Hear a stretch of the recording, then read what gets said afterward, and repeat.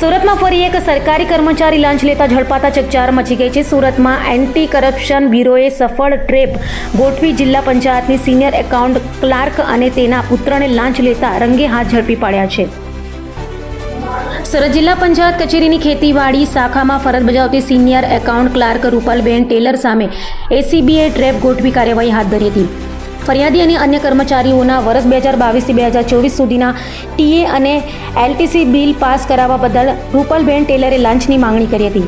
આક્ષેપ મુજબ 33 કર્મચારીઓના ટીએ બિલ માટે પ્રતિ કર્મચારી 1500 રૂપિયા અને 13 કર્મચારીઓના એલટીસી બિલ માટે પ્રતિ કર્મચારી 1000 રૂપિયા પ્રમાણે કુલ 62,500 રૂપિયાની માંગ કરવામાં આવી હતી।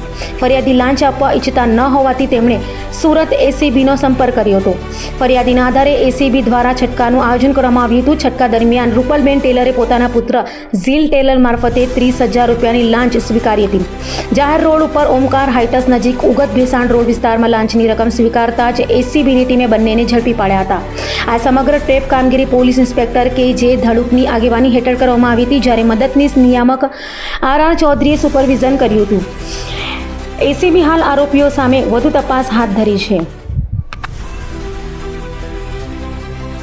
એસીબીની એક જાગૃત નાગરિકથી ફરિયાદ મળેલી ખેતીવાડી શાખા જિલ્લા panchayat Surat senior accountant clerk તરીકે ફરજ બજાવતા રૂપલબેન ટેલર કે જેઓએ ખેતીવાડી વિભાગના કર્મચારીઓ જેઓના ટીએ બિલ તેમજ એલટીસીના બિલો મંજૂર કરવાના આવેજ પેટે 1000 તેમજ 1500 એ લેખે ટોટલ 61,500 રૂપિયાની માગણી કરેલી, જે પૈકી ફરિયાદી પાસે એક 30,000 રૂપિયા એકત્રિત થયેલા, જે ગતરોજ મેળવવા એને પોતાની પાસે બોલાવેલો અને 30,000 રૂપિયાની ગેરકાયદેસરની લાંચની માગણી કરી એ સ્વીકાર કરતા ગતરોજ તેઓ તથા તેમનો પુત્ર ઝીલ ટેલર એમની અટકાયત થયેલી છે અને આગળની કાર્યવાહી ચાલુ છે।